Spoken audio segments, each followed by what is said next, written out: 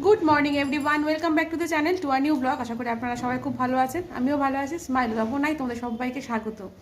তো আজকে সকাল সকাল ইচ্ছা হলো একটুখানি গরম গরম ভাত খাবো, সেজন্য গোবিন্দভোগ চালে ভাত বসিয়েছিলাম। ভাত, ডিম সেদ্ধ, আলু সেদ্ধ, আর তার ভিতরে কিন্তু কুমড়ো সেদ্ধও দিয়েছিলাম। তো কিছুটা কুমড়ো ঘরে ছিল, সেটা দেওয়া হলো। তো সেটা নিয়ে বসে গেছি এখন, এই যে মাখছি এখন। এই ভাতটা আমি আর আমার ছেলে খাবো।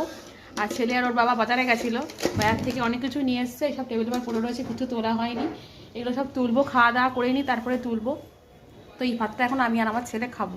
তো খাওয়া দাওয়া করে নিই, তারপর ফিরে আসছি। সঙ্গে থাকো, দেখতে থাকো।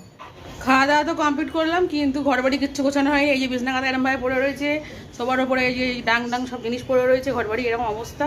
তো মনাকে ভাত দিয়ে দিয়েছি, মনে এখন একটুক্ষণ ভাত খাচ্ছে।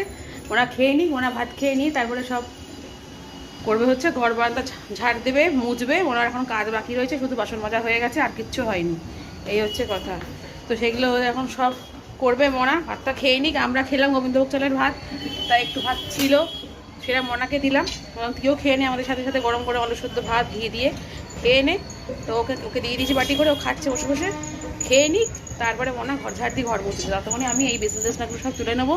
এই ঘরে বিছনা কাঁথা সব তুলে নেবো। জামা প্যান্টগুলো যে সব রয়েছে ভাঁজ করা, এগুলো সব ঢোকাবো। এই যে ব্যাপার। আর আজকে বাবার ফটোটাও তুলে ফেলবো। বাবার ফটোটাকেও আবার আজকে হচ্ছে জল মিষ্টি সব ছড়িয়ে দিয়ে মালাটা শুকিয়ে গেছে, মালাটা করে দেবো, পুকুরে দিয়ে দেবো। আর হচ্ছে বাবার ফটোটাকে সুন্দর করে মুছে আবার জায়গার মতো ওয়াটারপে তুলে রাখবো। আবার পরের বছর যখন 20শে ডিসেম্বর আসবে, তখন আবার বাবার ছবিটা বার করবো। তো হচ্ছে এই হচ্ছে ব্যাপার। তো চলো সঙ্গে থাকো। গমাট কি আসছে, কথা বলবো কি, সঙ্গে থাকো। সারাদিন কী করি না করে সবটাই শেয়ার করবো। আজকে তো প্রিন্সের বাবা সকালবেলা ঘুম থেকে উঠেই জামা কাপড়গুলো সব রোদ্দুরে দিয়ে দিয়েছে, কারণ কালকে শোকায়নি। সেই জন্য আজকে দিয়ে দিয়েছি, জামা কাপড়গুলো সব শুকিয়ে যাবে। আর 10-15 মিনিট রোদ্দুর পেলে পরেই শুকিয়ে যাবে। এই হচ্ছে ব্যাপার। তো আজকে আমাদের একটা জায়গায় নেমন্তন্ন আছে, পুজোর নেমন্তন্ন, কালী পুজোর নেমন্তন্ন। প্রতি বছরই থাকে এইখানে। প্রিন্সের পাপার হচ্ছে বন্ধুর বাড়িতে কালী পুজো হয় প্রতি বছরই। তো প্রতি বছরই নেমন্তন্ন থাকে। তো আজকে সেখানে যাওয়ার একটা ব্যাপার আছে। তো খুব আনন্দ লাগছে, অনেকদিন পর একটা নেমন্তন্ন পেলাম। সেটা পুজোরই হোক আর বিয়েবাড়ি হোক, যাই হোক, একটুখানি যাবো, গল্প করবো সবার সাথে। সেখানে সব বন্ধুরা আসবে, বন্ধুদের বউরা আসবে, সবার সাথে একটু দেখা সাক্ষাৎ হবে। এটা ভেবেই ভালো লাগছে, কেন একঘেয়ে ঘরের মধ্যে এই কাজ কাজ কাজ কাজ আর ভালো লাগছে না। তো সেটা ভেবেই খুব ভালো লাগছে। তো সন্ধ্যেবেলায় আজকে ওখানে নেমন্তন্ন আছে, যাবো। আর সেখানে গিয়ে সবটাই তোমাদের সাথে শেয়ার করবো, কী করলাম না করলাম। তো সঙ্গে থাকো, সারাদিন কী করি না করি সবটাই জানাচ্ছি।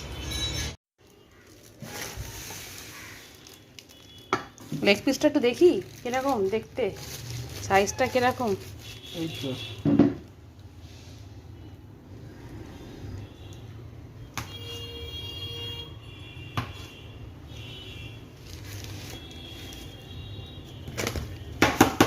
স্যালাড দে।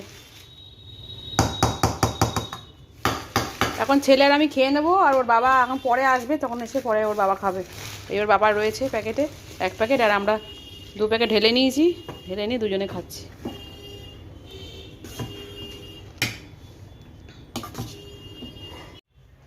রেডি হয়ে গেছি, তো এখন বেরোচ্ছি। সকালবেলা বলেছিলাম যে আমাদের একটা নেমন্তন্ন আছে কালী পুজোর, তো সবাই মিলে রেডি হয়ে বেরোচ্ছি। তো চলো সঙ্গে থাকো, কোথায় যাই না যাই সবটাই তোমাদের সাথে শেয়ার করবো।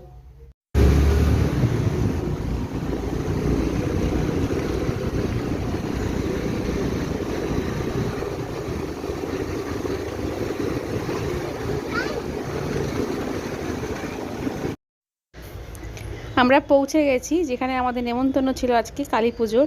তো সেই বন্ধুর বাড়িতে পৌঁছে গেছি, প্রচুর লোকজন নেমন্তন্ন। তো গিয়ে ঠাকুরকে প্রণাম করলাম। ঠাকুরটা সত্যি খুব সুন্দর হয়েছে, মানে দেখেই মানে মনে হচ্ছে যেন মার দিকে তাকিয়েই থাকি, এতটাই সুন্দর লাগছে মাকে। আর সাজিয়েছেও খুব সুন্দরভাবে সাজিয়েছে, দেখো। তো আমরা যখন গেছি তখন অলরেডি পুজো আরম্ভ হয়ে গেছে, পুজো চলছে।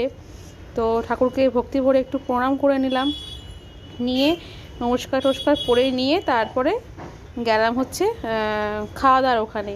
কিন্তু খাওয়া দাওয়ার ওখানেও কিন্তু প্রচুর লোক, যেহেতু নেমন্তন্ন ছিল, বিশাল লাইন দিয়ে তারপরে খেতে বসলাম। আর এটা দেখো, এটা হচ্ছে ওদের বাড়ির ঠাকুর ঘর। তো এই ঠাকুর ঘরটা আগে কিন্তু ছিল হচ্ছে একতলায়, আর এখন এই ঠাকুর ঘরটাকে নতুন করে দোতলায় নিয়ে আসা হয়েছে। তো দোতলায় সিঁড়ি দিয়ে উঠতেই একদম সামনে করেছে, খুব সুন্দর লাগছে ঠাকুর ঘরটা। তো সেখানে ঠাকুরকে নিয়ে আসা হয়েছে। এখন ঠাকুর ঘরটাকে আমার তো খুবই পছন্দ হয়েছে।